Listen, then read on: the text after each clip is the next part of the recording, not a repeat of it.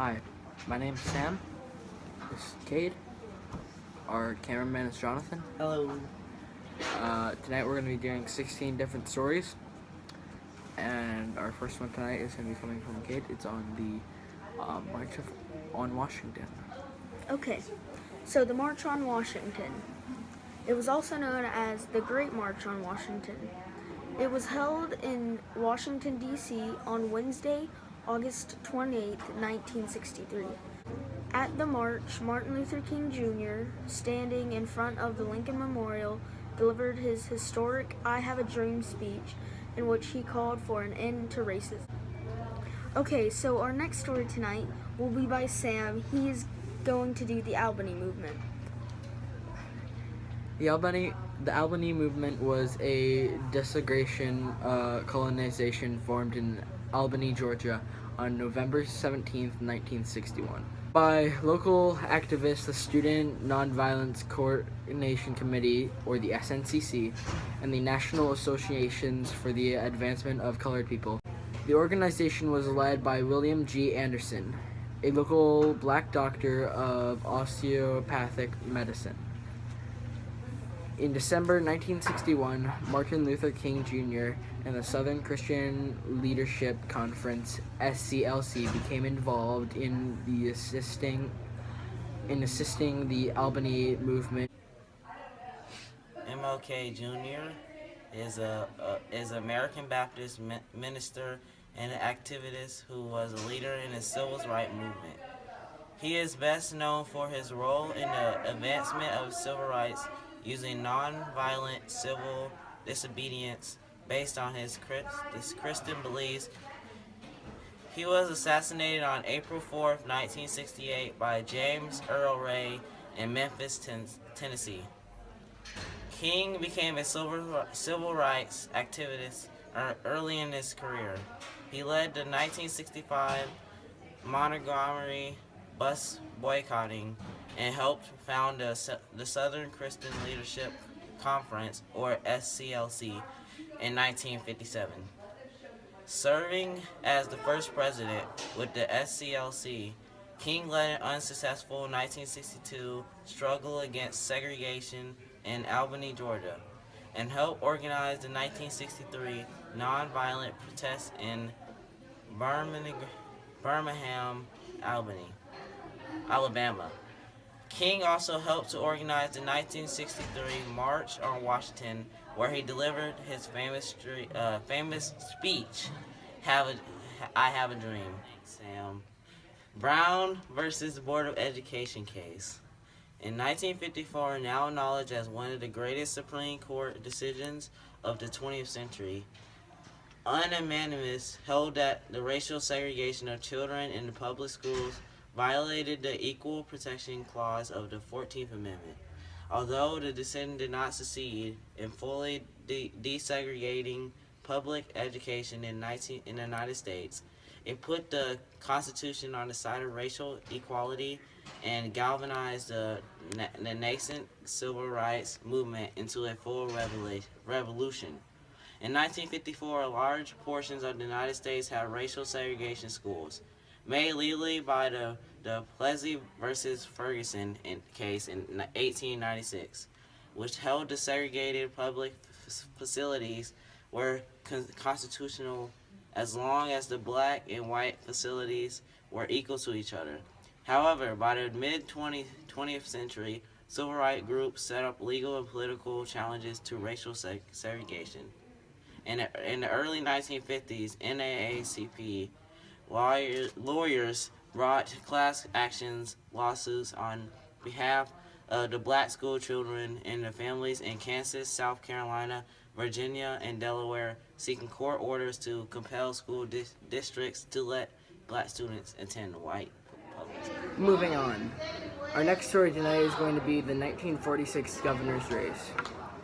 Georgia's three governors controversy of 1946 to 1947, or like I said before, the 1946 governor's race, which began with the death of Governor-elect Eugene Talleyrand. It was one of the most bizarre political spectacles in annals of American politics.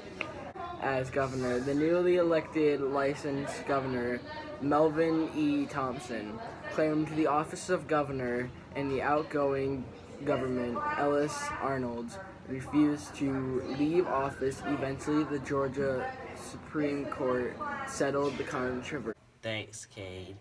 Benjamin Mays. Benjamin Elijah Mays was an American Baptist minister, activist, humanitarian, and a leader in the African American civil rights movement. He is best known for his role in the advancement of civil rights and the progression of political rights of African Americans in America. An activist working with world leaders such as John F. Kennedy, Martin Luther King Jr., John D. Rockefeller, in improving the social standing of minorities in political, education, and business. May was also a significant mentor to civil rights leader Martin Luther King Jr., and King considered him his spiritual mentor and intelligent father. Mays became a civil rights activist early in his career by publishing a dissertation entitled The Negro's Church, the first sociological study of the black church in the United States. He was widely credited as the most influential figure in the desegregation of Atlanta. Moving on from that, Herman Talmadge, also known as Herman Eugene Talmadge, was born on August 9, 1913, and he died March 21, 2002. He was a Tory and a Democratic American politician from the state of Georgia, the son of former Governor Eugene Talmadge. He ran his father's successful campaign for re-election in 1946, but his father died before taking office. Talmadge had been a write-in candidate and was one of 3 competitors, serving briefly as the 70th governor of Georgia before yielding a court decision in favor of the elected lieutenant governor. Talmadge was elected as governor in a special election in 1948 and elected again in a full term of 1950, serving into 1955. After leaving office, Eugene Talmadge was elected in 1956 to the U.S. Senate, serving 4 terms from 1957 until 1981. He gained considerable power over the decades, and he gained chairmanship by seniority of the Power Senate Agricultural. 1956 state flag was used from 1956 to 2001, featured a prominent Confederate battle flag, and was designed by Southern Democratic John Salmons Bell, a World War II veteran and an astronomy who was an outspoken supporter of segregation. The 1956 state flag was adopted in the era when the Georgia General Assembly was entirely devoted to passing legislation that would preserve segregation and white supremacy. Moving on from that, our next story tonight is going to be about the end of the white primaries. The 1944 case of Smith versus Allwright was the Supreme Court decision that ruled that the Texas white primaries were unconstitutional. It forced Georgians to allow African Americans to vote in the Democratic primaries, but Democrats had other ideas. They wanted to make their primaries private clubs. Governor Ellis Arnold prevented that from happening, and the white primaries neared its end, but it would still be a struggle. For example, Primus King registered to vote and then tried to vote at the Muskogee County Courthouse in Georgia. He was thrown out of the Primus, was represented by the NAACP and other law. In the King versus Chapman, the Supreme Court upheld by refusing to hear the case. The ruling of the lower courts won the African Americans won to vote. King would not be the last civil rights hero by that name. Moving on from that last story, Now we are doing the SNCC, also known as the Student Nonviolent Coordinating Committee. It was one of the most important organizations of the civil rights movement in 1960. It emerged from a student meeting organized by Ella Baker held at Shaw University in April 1960. SNCC grew into a large organization with many supporters in the North who helped raise funds to support the SNCC's work in the South, allowing full-time SNCC workers to have a $10 per week salary. Many unpaid volunteers also work with the SNCC on projects in Mississippi, Alabama, Georgia, Arkansas, and Maryland. SNCC played a major role in the sit-ins and freedom rides, a leading role in the 1963 March on Washington, Mississippi Freedom Summer, and the Mississippi Freedom Democratic Party over the next few years.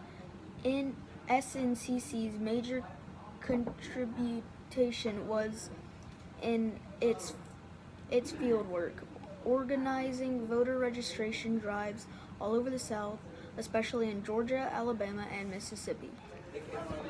Moving on. Our next story tonight is going to be on the admission of Hamilton Holmes and Charlotte Hunters to the University of Georgia. Holmes and Hunter became the first two African American students admitted to the university, one of many segregated Southern institutes.